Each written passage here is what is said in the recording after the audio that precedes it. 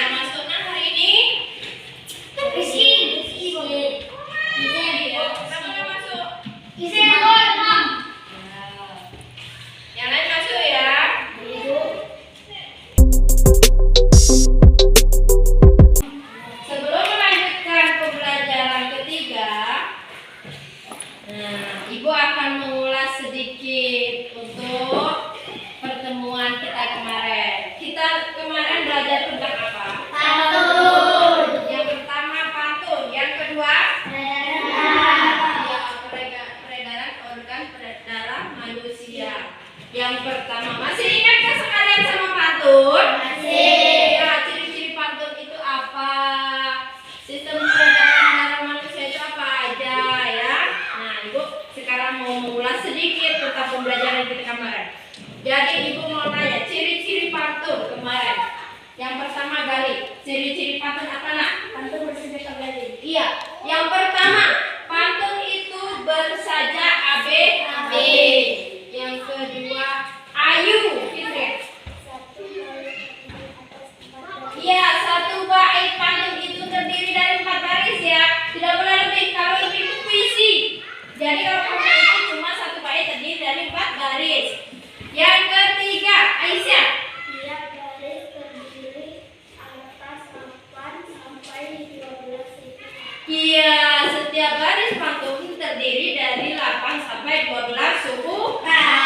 Itu tadi ciri-ciri pantun. Nah, kalian lah hafal ya, lah tahu apa ciri-ciri pantun ya. Kemudian yang kedua apa? Yuk kita akan belajar tentang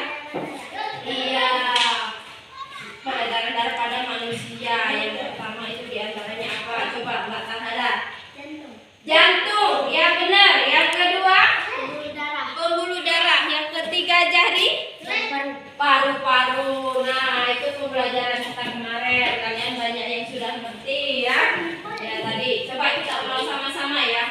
Tadi pantun itu terdiri, ciri-ciri pantun itu apa saja? Yang pertama, Bersaja pantun bersaja AB. Yang kedua, terdiri atas 4 baris. Ya, yang ketiga, Tiap baris terdiri atas 8 sampai 12 suku kata. iya betul sekali. Nah, kemudian yang kedua yaitu peranan organ peredaran darah pada manusia tadi apa aja? Yang pertama, Pembuluh darah,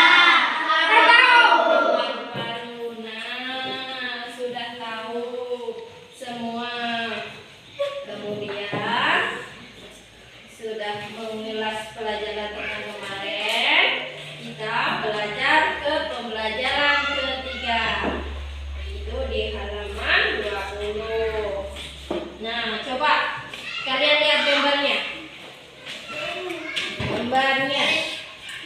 Itu gambar apa, Nak?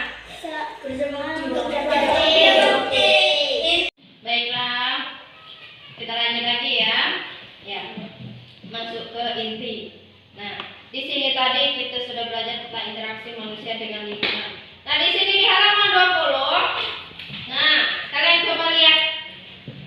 Ada tentang hak, kewajiban, dan tanggung jawab. Ayo, apa yang tahu hak itu apa? Hak itu apa? Ibu mau nanya, hak itu apa? Menggunakan fasilitas sekolah. Itu contohnya, Nak. Kalau pengertiannya, hak kalian itu apa kalau di sekolah? Nah, jadi hak itu sesuatu yang harus diperoleh, sesuatu yang harus diperoleh kalian. Apa? Nah, ini pengertian hak itu sesuatu yang harus diperoleh. Nah, sekarang ibu nanya, itu contohnya. Contoh hak itu apa? Ayo. Apa? Iya, belajar di sekolah. Belajar di sekolah. Kemudian menggunakan fasilitas sekolah. Sekolah itu hak kalian. Sesuatu yang harus diperoleh. Kalau di sekolah yang harus kalian peroleh yaitu kalian belajar. Nah, kemudian kalian mendapatkan fasilitas. Nah, contohnya kalau di ini fasilitas ini. Papan tulis ini fasilitas. Ini hak kalian mendapatkan fasilitas belajar. Nah, itu pengertian hak dan contohnya. Yang kedua yaitu di situ kewajiban. Nah, apa itu kewajiban? Apa ya kewajiban? Sesuatu yang harus atau yang wajib kita kerjakan, itu kewajiban. Sesuatu atau yang wajib kita kerjakan. Nah, yaitu apa? Kalau kewajiban di rumah yaitu apa? Ayo. Kewajiban di rumah yaitu menghormati menghormati orang tua. Itu kan kewajiban kalian di rumah. Kalau di sekolah ayo apa? Iya, menghormati guru. Kalau di rumah menghormati orang tua. Kalau di sekolah menghormati guru. Itu merupakan kewajiban. Nah, sekarang yang terakhir, tanggung jawab. Apa itu tanggung jawab, Nak? Ayo, ada yang tahu tanggung jawab apa? Sesuatu yang dimana kita harus mempertanggungjawabkan apa yang telah kita lakukan. Nah, sesuatu yang harus kita pertanggungjawabkan dengan apa yang kita lakukan. Contohnya apa? Ayo. Apa? Iya, piket kelas. Piket kelas itu harus kalian lakukan. Ya, contoh yang lebih mengenai tentang tanggung jawab tersebut apa? Iya, misal kalian di sekolah dapat PR ya, dapat PR di rumah. Kalian tidak mengerjakan, apa akibatnya? Dihukum. Itu harus kalian lakukan. Tanggung jawab kalian terhadap PR tersebut ialah kalau tidak mengerjakan kalian mendapat hukuman. Nah, itu tanggung jawab. Sesuatu yang wajib dilakukan apabila tidak dikerjakan akan mendapatkan hukuman. Nah, itu yang dimaksud dengan tanggung jawab. Sekilas ibu memberikan penjelasan tentang hak, kewajiban, dan tanggung jawab. Sekarang giliran kalian yang ibu beri latihan. Coba. Interaksi sosial. Interaksi sosial manusia dengan lingkungan. Nah, apa itu interaksi sosial manusia dengan lingkungan? Ada yang tahu? Interaksi manusia dengan lingkungan. Ayo, apa? Interaksi manusia dengan lingkungan. Ayo, apa coba ibu nanya?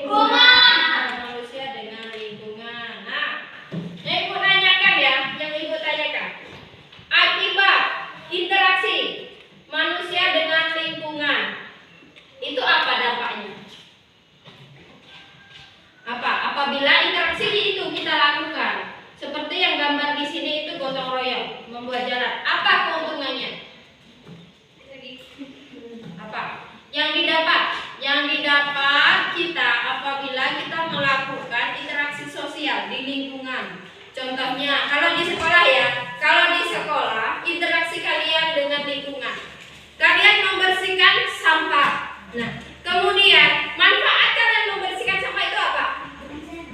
Iya, lingkungannya sehat. Iya, lingkungan sehat, lingkungan bersih, itu manfaatnya. Nah, seperti di contoh di sini, nah, yang diketahui itu sekelompok masyarakat sedang membuat jalan. Keuntungannya apa? Mempermudahkan apa? Mempermudahkan. Kok masuk ke gang? Membuat jalan, memudahkan kita untuk beraktivitas.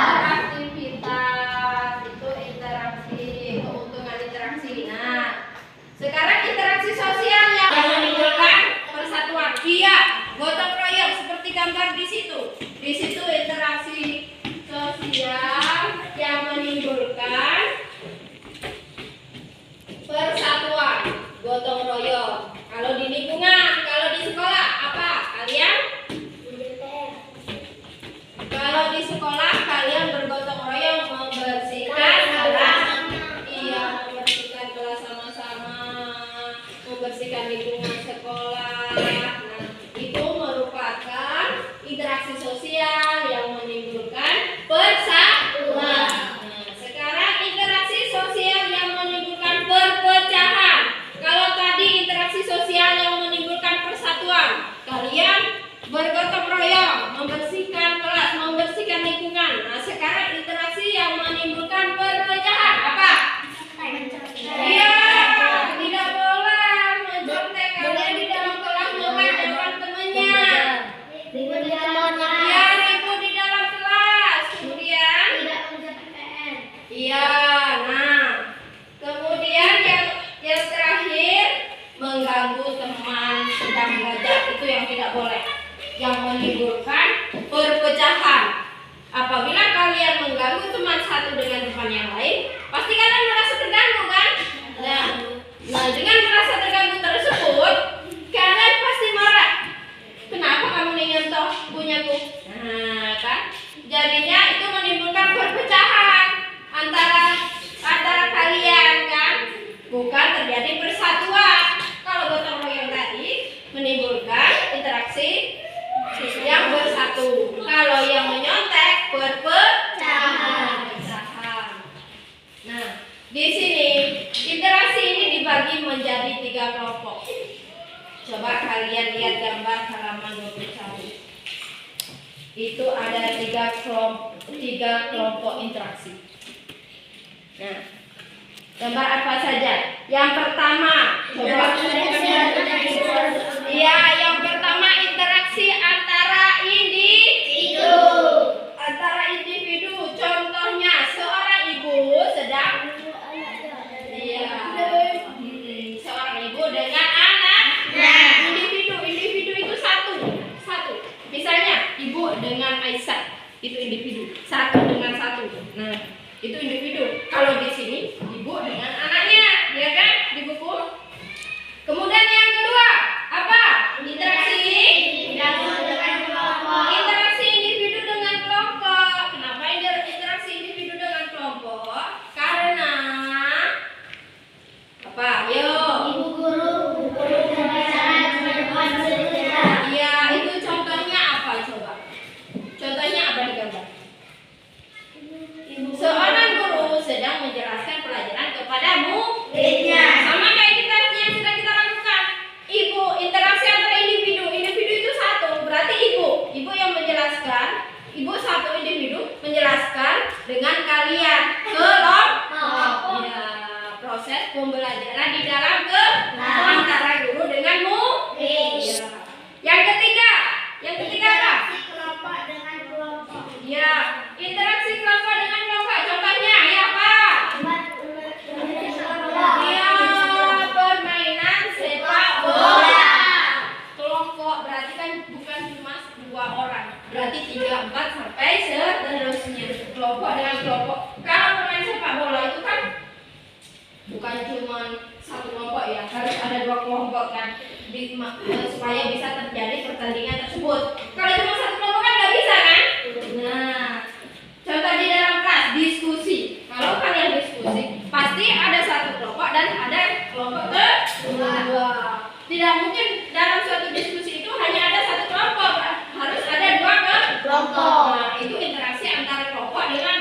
kelompok. Kelompok dengan kelompok.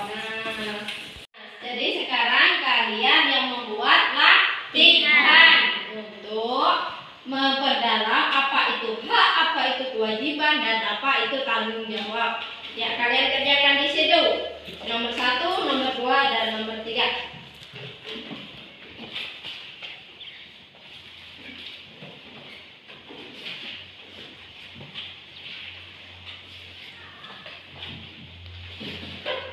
Ya, hak itu apa? Kewajiban itu apa? Tadi Ibu sudah menjelaskan kan? Tanggung jawab itu apa? Pasti sudah mudah. Karena Ibu sekilas sudah memberikan penjelasan mengenai hak, kewajiban, dan tanggung jawab. Ya, ya, kerjakan.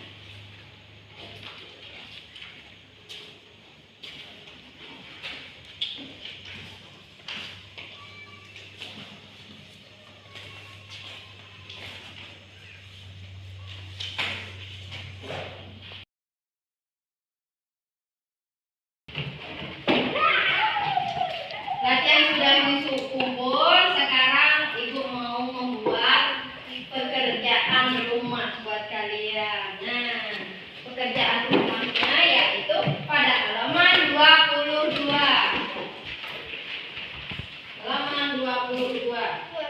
Nah, di situ disebutkan contoh interaksi antara individu.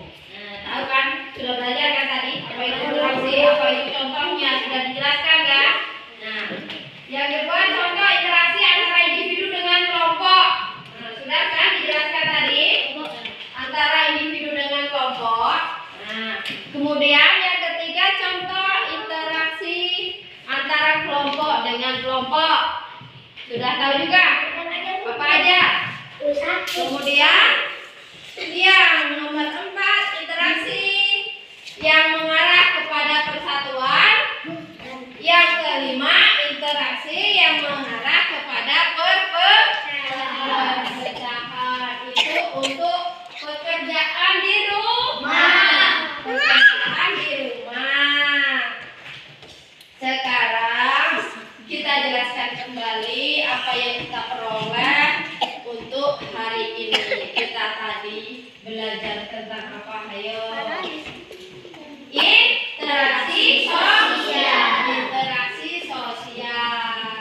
Interaksi sosial yaitu ada interaksi antara manusia dengan lingkungannya.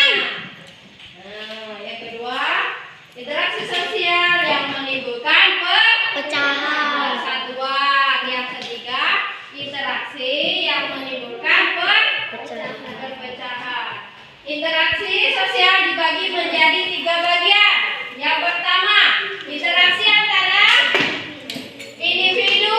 Ya, yang pertama interaksi antara individu. Yang kedua, interaksi antara individu dengan kelompok. Individu dengan kelompok. Yang ketiga, interaksi antara kelompok dengan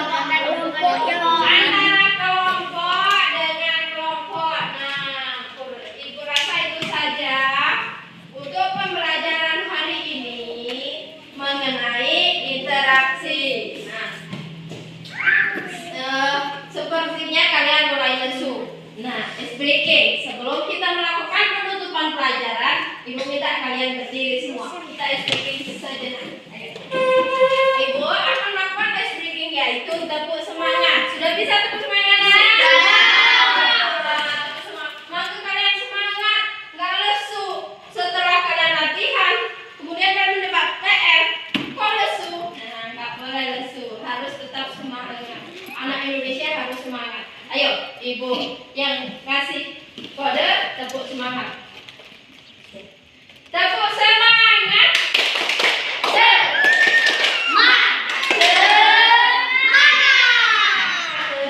Semangat loh.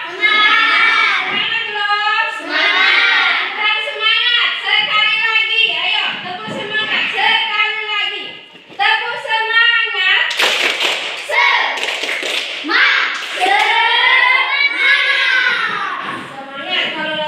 Kalau sudah 2 kali harus